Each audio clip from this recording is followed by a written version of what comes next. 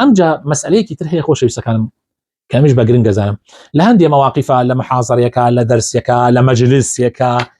کورە لە بازاڕە کورە لە ئیش و کاسبێکەتە لە دائیرەکەتە هەندێک پرسیار ڕوتیەکە جاری وا هەیە یعنی ئیحراج دەکەن بە بڕێ پرسیار بۆ نمونە یعنی هەر لە خۆ پرسیارێک لێکن ئەڵێن ئەو باشە تخوا کاک یاسین تۆ مانگانە چەند دەرەکەی لە دوکانەکەت وەقت چەند دەرەکە ئەوە ڕاتبەکە چەندە دکتۆر دۆشە حقیقی ئێوە بەتۆی لاخە چی ڕاتبەکەم چەندە ئەوە خێرا بۆ کوێ ئەچی دکتۆر توانە بەرەوکان لە هەی برات وای براتەوە شتێکی تایبەتم بۆ کوێچم کاتێک ئەم پرسیاران لێکا هۆکاری چییە لەوانەیە جاری تۆڵەت لێ بکاتەوە حراشتەکە تۆڵەت لێ بکاتەوە جاری وا هەیە هەستەکە ئەو کەمە تۆ پلت بەرسرە ئەوێت لەنا ئەو خەڵکەوا دەریخەکە ئەوش هەرە بەرامبەر تۆ ئەچکێنێتەوە یا جاری وا غیرە ئەکا بۆ نمونە تۆ دوو کەسن تۆ ڕێز لە یەکیان زیاتر ئەکەی ئەم یەکسەر غیرە ئەکا بۆ ئەزانە ڕێزت لەو نەگرتو ئەم غیرەش هەیە جا ئەمە هۆکارن بۆ ئەوەی پرسیاری سێرت لێ بکەن جا ئەبێ ئینسان قسەی حاضر کردبێ بۆ ئەو مەوزوعانە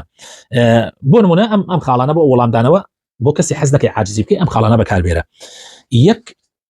یەک بێدەنگ بە جاری وایە هەندێک پرسیار هەیە کە لێتێکەن ئیحراجە بێدەنگی هەڵبژێرە ئەڵێ بێدەنگی باشترین وەڵامە یا جاری وا هەیە بۆ وەڵامدانەوە کەسە بەس بزگەیە بکەوتەوە زەردەخەنێ یعنی کوچۆن بڵێ بە من بەو هێنەی تۆ هەڵناچم بۆ پرسیارە محرجەی تۆ هەڵناچم بزگەیەکی بکە وەڵامی هێنمەدەرەوە طبعا ئەمە زۆر مهمە ئەگەر کابرا عەقڵی بێواز تێرێ بەس هەیە بێعەقڵە هەر سبحان الله دووبارەی کاتەوە ئەگەر دووبارەی کراوە زانیت ئیحراج بووی سێم خاڵ بەکاربرا ئەویشەوە سواز دەکەم دەستت خۆش بێ مەمنونتم تێگەیشتمە پرسیارەکە یامەگەت گەیشت یا جاری وایە ناچارە بی خاڵی چوارم بەکاردێنێ ئەویشەوەیە بەڕاستی منش لەگەڵتم دەستت خۆش بێ وایە بالفعل وڵا قسەکەت جوانە منش هەر لەگەڵتە ئەمە وڵا نادەیتەوە ئەمەش هەیە ئەمە زۆر جار لە کات محاضرە و لە کات دەرس و لە کات یەکای نەبێ کە خەڵکی دانیشتووە تو ئەگەر وەڵام بیتەوە ئیحراجە بی بەڕاستی خاڵێکی تر لەوانە وەڵامدانەوە بە پرسیار ئەو پرسیارێک لە تۆ ناکات توش پرسیارێ لەو بکە ناڵێ ڕاتبەکەت چەنە ئەی بڵێ ئەوە باشە ڕاتبەکەی ئێوە چەنە مثلا طبعا ئەوەڵە ڕاتبەکەی من 500 مثلا ئەی چاوڕێکە ئەمجا تۆ ئەی چۆن تایسە 500 بۆ هینەکە چەند ساڵە خدمەت چەند ساڵ خدمەت هەیە مثلا 10 ساڵ خدمەم هەیە ئەمانە بۆ ئەوانەی لایەوە باشەوە وا مەشغوڵی کە ئەو پرسیارەکەی وا لە تۆ کردێتی لەبیری بچێت و هەدەفەکەش ئەوەیە ضروریشە ئەنی ئەمیش ئازاییە تۆ بتوانی وای پێ بکەی ئەو شەرمەزار ببێ یان بە شێوەی گاڵتەکردن هەندێک جار هەیە ینی وەڵامدانەوە بە شێوەی گاڵتەکردن کابرا پرسیاری لە یەکێک کرد تۆزێک قەڵە و ئەمانەوتی باشە هینە چەنە ینی وەکو کێشت چەنە وەزن چەندێکە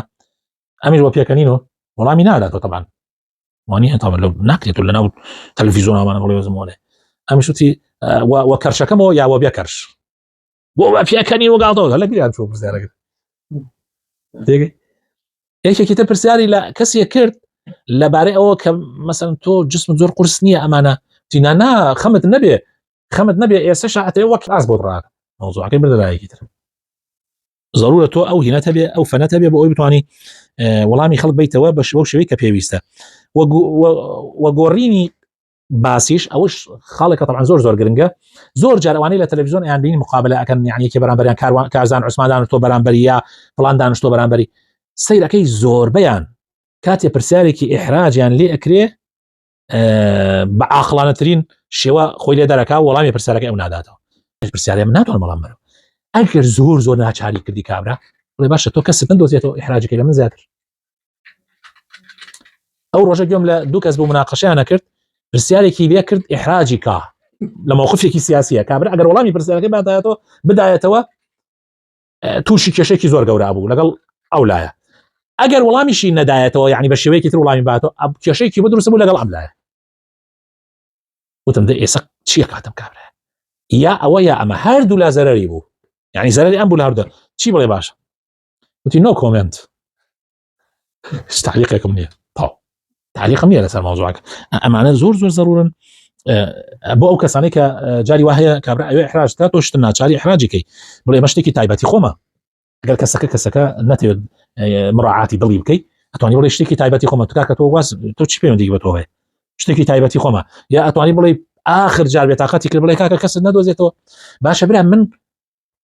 هەنێ جار هەیە پرسیارێکت لێ ئەەکەن مەبەستیان پرسیارەکە لە پرسیارەکە ئەوەیە طعن لە تۆبەن یعنی جاری وای شتەکان شخصیە حەقێکی شخصیە جا تۆ بۆ ئەوەی کە بتوانی شتەکە ئینکەی ئەتوانی بڵێ پێی بڵێ کاکەگیان تو ئەگەر ئیلا بەدوای شتێکا بۆ ئەتەوێ بیکەیتە نقطەیەکی زوعف و نائین بۆ من ئەی باسی چاکەکانم باسی ئەو هەموو شتە بکە لێرا با فقط گۆڕی لە جاتیەوە بەم شێوە عکست کردەوە آخر شتیش ئایا ئەمەی کە ئێستا باسمان کرد ئێمە وەڵام دانەوە ئایا هاوسەر بەرامبەر بە یەکتری ژن و پیا بەرامبەر بە یەکتری ئەکرێ وەڵامی ینی مەسەن خێزانەکە جاری وا هەیە یان تۆ بەرامبەر بە یا ئەو بەرامبەر بە تۆ پرسیارێکەکە پرسیارەکە ئیحراج یان پرسیارەکە جاری وا هەیە کاتی جوابدانەوەی نییە یان میزاجت قبولی هینی ناکە یا پرسیارەکە ئەسڵان هەر ناتێ ئەو پرسیارە وەڵام بیتەوە ئایا ئەکرێ بەرامبەر بە ژنەکەت یا ژنەکەت بەرامبەر بە تۆ ئەکرێ بەم شێوە معاملە بکە ئەمە زانایانی لە هەندێک زمانە لە هەندێک کاتە وتوانە ئەگەر مەوزوع وابوو جواب نەدانەوە باشە بەس ئێستا زانایانی دەروونناسی ئێستا ئەڵێن جواب نەدانەوە شتەکان کەڵەکە لەسەر یەکتری دوای ئەتەقێتەوە دائما تۆ لە حاڵەتی وایە جوابی خێزانەکەت بەرەوە یا خێزانەکەت جوابی تۆ باتەوە زۆر گرنگە یعنی لەوێ دەستکەی بە مەدحکردن و بە ئوستوبەکە یعنی ئوستوبەکە بگۆڕا ئەنجا ئافرەت من کێم هەیە لە تۆ زیاتر مش لە تۆ ناشارمەوە جا من ئەگەر لە هەموو دنیاشت بشارمەوە لە تۆ چۆن ئەیشارمەوە یعنی هەندێک شت تا ئەو بێنێتەوە تایم یا ئافرەت بەرامبەر پیاوەکە یعنی مثلا زۆر ضرورە ئەو وا پێ بکە یعنی هادەی کاتەوە دوای ئەوە شتەکەی بە جوانی بۆ شەرحەکەی بە شێوەیە کە ئەو لێی تێبگات و نەبێ بکێشە ئەگینا ئیهمالکردن لە بینی هاوسەرانە زۆر جار لە نەتیجەی نهایە تەقینەوەیکی خراپی لێبێتەوە بۆیە ڕێزگرتن لە هەر کەسی ڕێز بگری ئەوەنەی ئەو گرنگ نییە لە ژنەکەی خۆت ڕێز بگری ئەم ژنە بەردەوامیوان بەیەکەوە یعنی دائما دوو کەسیش زۆر بەیەکەوە بن جای بێزارە بن لێ جا ئەگەر احترام و ثقة و متمانە دووبارەکردنەوەی متمانە و تازەکردنەوەی متمانە و ئەمانە لە بینانە بێ بەڕاستی ئەسەتێرن لە یەکتری و ژیانیان تێکەچێ یعنی هیچ نەبێتە ژیانێکی سەد قەت من وەکو نەسیحەتێکی برایانە بۆ ئێوە بۆ هەر خوشتێکیش دوای لام هینە ئەبێ یعنی نەسیحەتێکی زۆر گرنگە یعنی مەشغوڵ بن بە مۆبایلەوە و ژنەکەت قسەت وەلاکە یعنی زۆر یعنی بەڕاستی زۆر کێشەیەکی گەورەیە و بەعکسەکەشەوە یعنی ناکرێ مۆبایلەکانمان لە هاوسەرەکانمان خۆشتر بێت ناکرێ یعنی مستحیل لەشتیوە ئیسا ئەو ڕۆژە برایەک تەلەفۆنی بە من کردم ئیدما مەسەڵەن گەرەک مەژنەکەم تەلاق ئەمەش وتم بۆ خێر خۆت جارێکان ینی ساڵێ دوان نابێ لە ئەو کوچۆن بڵێ لە وەلیمەی ئێوە یابووین ئەم جارەوەدا هەر مانگە دوانیشە گوێزەوانی مناڵە کوڕەکەتان کردووە یعنی چ زوو یعنی جارێکان تێرتان لێ خواردووە تا تی مامۆسا قەسەم بەو خوایە خەڵقمانی کردووە شتەکانی ناوماری لە من خۆشترە بێ ئیتر مشتم نەبابە وانە ئەوە یعنی مەرج نییە وابێ تۆ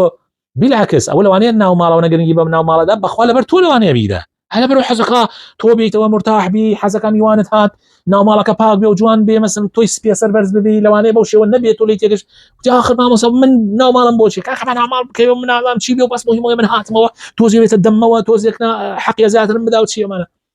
ئیتر مشتم بەخوا مەوزوعە گەورە بێتەوە وەڵا خێزانمان ئاگادار کردەوە سواس بەخوا هەندێک ئامۆژگاری ئافرەتانی کردبوو وەڵا دوای 2-3 ڕۆژ دوای ئەوسا یعنی هێشتا نەگەیشتە جمعەکەی تر تەلەفۆنی کردەوەتی مامۆستا خێزان هیچ بیست بۆی باس کردەوەتم وەڵا وتی ماشەڵڵا والله وەزع گۆڕاوە بەخوا وتی وەڵڵی بەختەوەرترین کەسم من لە ژیانە ئێستا هەموو شتێک گۆڕاوە وەزعەکە تەواو من ئاوا وەزعەکەم ئاوا جا یعنی ژن و پیا و بەڕاستی جاری وایە یەک مشکلەیەکی بەسیتە یا سوء تفاهمێک لە بینە هەیە بەخۆی بێتە مای کێشە ئێوە هەوڵ بدەن ئینشاءالله يعني هەردوو لا يعني من قسە تەنها بۆ جەنابتان نییە کە گوێتان لێتی سبەی ئافرەتانش گویان لێ ئەبێ یعنی بەڕاستی زۆر گرنگە ئێمە دڵی هاوسەرەکانی خۆمان ڕابگرین و يعني نازیان بکێشین زیاد لە پێویست